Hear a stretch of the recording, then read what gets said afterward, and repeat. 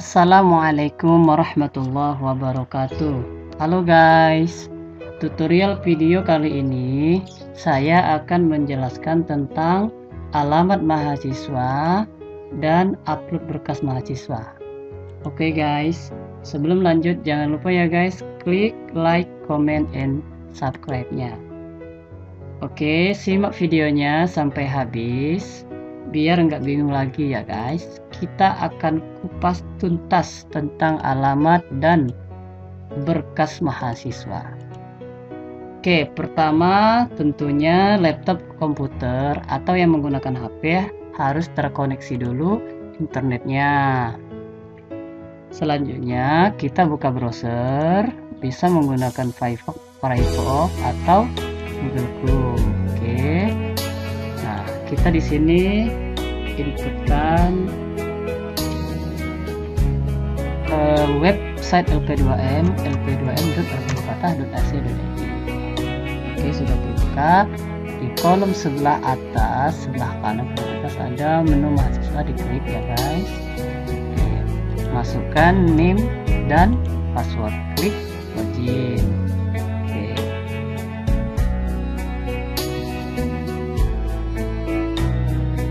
Oke, di sini ada menu 01 daftar KKN dan menu 02 biodata.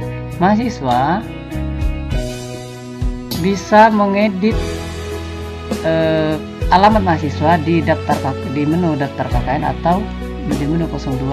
Daftar KKN ini akan tertutup jika masa pendaftaran akan berakhir. Jadi kita bisa mengeditnya di menu 02 yaitu biodata. Oke guys, perhatikan catatan yang ada dalam sistem. Harap isi lengkap alamat mahasiswa. Alamat ini akan dijadikan referensi alamat mahasiswa, kelompok mahasiswa. Jadi alamat ini akan dijadikan referensi kelompok mahasiswa. Data alamat tidak dapat dirubah jika pendaftaran berakhir.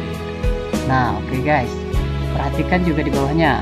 Jika alamat di atas tidak terdaftar provinsi, kabupaten, kecamatan, kelurahan, desa Anda, silahkan inputkan kolom ini di sini. Inputkan kolom dari sini. Oke. Nah, guys, pertama caranya kita memilih provinsi. Misal contoh kita ketik provinsi, kita klik simpan. Nah, di sini jika berhasil akan tampil Anda memilih Sumatera Selatan. Oke. Ini kita pilih kabupaten, kota, misalkan kita pilih timur, kita klik simpan. Oke, maka Anda memilih kabupaten timur. Selanjutnya kecamatan, akan kita pilih kecamatan. Oke, kita klik simpan, maka dia akan muncul Anda memilih Madang Suku 2. Selanjutnya kita pilih desa atau kelurahan, kita klik misalkan simpan. Oke, nah ini otomatis ketika terakhir akan muncul keluar form pendaftaran, hasil pendaftaran. Nah, di sini maka di sini terinput. Oke, nah ini kolom ini diinput jika data yang di atas ini tidak ada. Jadi contoh, misal kelurahan desa yang mahasiswa di tempat berada, posisi di mana mahasiswa itu berada ini tidak ada, maka kita menginputkan di kolom ini. Misalkan jadi kita inputkan provinsi, misalnya Sumatera Selatan, kabupaten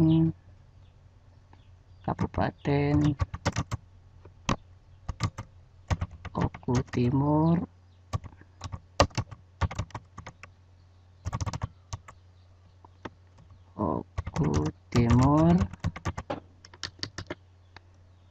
kecamatan Madang Suku 2, desa. Misal Pandan Agungnya tidak ada, kita ketikkan di sini kan Pandan Agung 2, misalkan Pandan Agungnya ada 2. Jadi di sini kita ketikkan Pandan Agung 2, kita klik simpan. Maka secara otomatis langsung muncul. Nah, sekarang kita back. Nah, mahasiswa jika alamatnya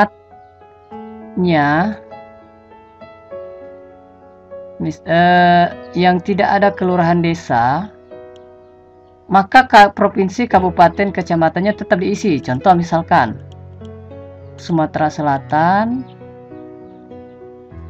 Kabupaten Ogan Komering Ulu Timur kita simpan, kecamatannya Madang Suku 2 kita simpan. Nah, pas di sini tidak ada misalkan Pandan Agung 2-nya atau desa yang dimaksud tidak ada, maka kita tetap simpan provinsi, kabupaten, kecamatan. Ini akan memudahkan untuk dalam pembagian kelompok. Jadi nanti data yang mahasiswa masukkan provinsi, kabupaten, kecamatan ini akan muncul. Nah, jadi nanti tinggal di sini kan desa Anda. Nah, ini desa Anda memilih nih. Ini tidak ada kan? Nah, jadi diinputkan di sini.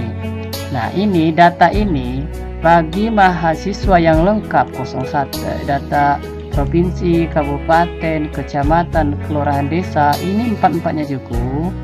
Maka dalam pembagian kelompok KKN dia akan muncul duluan, karena berdasarkan data ini yang akan dimasukkan di kelompok. Nah, terus yang kedua, urutan yang kedua, jika yang hanya terdaftar kabupaten, kecamatan, dan provinsi, kabupaten, kecamatan, dan tidak terdaftar desa mahasiswa, maka dia akan muncul di bawah yang lengkap ini. Nah, jadi mahasiswa harus menginputkan data provinsi, kabupaten, kecamatan yang ada. Nah, jika semuanya tidak ada, misalkan tidak memilih provinsi, kabupaten, kecamatan, dan kelurahan, hanya menginputkan di sini, maka dia akan muncul di prioritas urutan ketiga. Maka dia mendapatkan kelompok KKN terakhiran. Jadi yang pertama itu lengkap, yang kedua cuman ada provinsi, kabupaten, atau kecamatan, desanya tidak ada. Yang ketiga, dia tidak ada semua, namun menyebutkan di sini. Nah, mahasiswa juga harus sering-sering update, karena data yang diinputkan dalam sistem, nanti sistem akan menginputkan kembali data yang diinputkan, data yang tidak ada. Nanti mahasiswa yang menginputkan data itu harus terdaftar di pemerintah, jangan mengada-ada. Jadi misalkan desanya tidak ada di sini, tapi ada dalam realnya, nyatanya kita inputkan dengan nama yang sama, jangan mengada-ada, karena itu nanti akan dijadikan referensi kelompok KKN. Oke guys, apakah paham? Nah, kalau kurang paham, tanyakan sama kawan-kawan yang lain. Kita akan membahas yang kedua ya guys. Yang kedua kita akan membahas tentang upload berkas di menu 03. Oke, di upload berkas ini ada 5 berkas yang harus dipenuhi. Nah, jadi berkas ini status pendaftaran ini tidak valid karena ada yang tidak valid. Jadi ini akan valid, status ini akan valid jika 5 berkas ini semua valid. Nah, jadi status berkas ini ada 3. Belum verifikasi, ini belum verifikasi. Jika mahasiswa mengupload berkas, nanti otomatis secara default belum verifikasi. Nanti sistem atau panitia akan memverifikasi. Ada 2. Jika datanya valid, maka dia statusnya valid, dan ini bisa kita klik.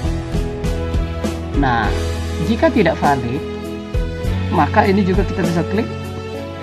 Datanya yang mana yang tidak valid, jadi kita bisa klik, oh ini yang tidak valid, berarti ini yang kita perbaiki. Kita choose file, kita cari, dan kita cari berkas mana yang tidak valid, maka secara otomatis kita edit foto. Nah, maka di sini akan statusnya berubah belum verifikasi karena barusan kita upload. Jadi mahasiswa pastikan semuanya harus valid. Nah, untuk foto ini ketentuannya harus rapi ya. Jadi foto ini harus berpakaian rapi. Jika ada alma mater dipakai, jika tidak ada cukup rapi dan pantas. Tidak boleh selfie foto. Oke, yang kedua BTA. Nah, untuk BTA ini scan BTA asli atau bisa diganti dengan ketentuan dari panitia KKN. Nah, jadi adik-adik mahasiswa, kawan-kawan harus update pengumuman atau informasi terkait berkas ini. Apakah dia diganti dengan surat keterangan atau yang lain? Oke, surat izin orang tua. Yang ketiga, surat izin orang tua ini sudah ada form yang sudah disediakan. Jadi di tanda tangan orang tua bagi yang sudah menikah suami di scan yang asli. Surat sehat. Nah, surat sehat ini di scan surat sehat asli dari puskes atau dokter, tapi juga bisa diganti dengan ketentuan dari panitia KKN. Jadi mahasiswa juga harus sering-sering update informasi terkait berkas surat sehat diganti dengan apa. Oke, selanjutnya surat pernyataan. Surat pernyataan ini sudah disediakan di website. Kalian unduh dan scan asli. Nah, oke guys, inilah kelima berkas yang harus dipenuhi oleh kawan-kawan. Nah, jadi kelimanya ini harus valid. Jika salah satunya tidak valid, maka tidak akan mendapat kelompok KKN. Nah, jadi pastikan valid. Oke guys, semoga video kali ini membuat kawan-kawan paham, dan semoga video ini bermanfaat. Oke, kita login dulu ya. Jangan lupa share biar kawan-kawan mendapatkan informasi yang sama. Semoga menjadi ladang pahala jariah untuk kita semua. Amin ya rabbal alamin. Cukup sekian, terima kasih. Wassalamualaikum warahmatullahi wabarakatuh.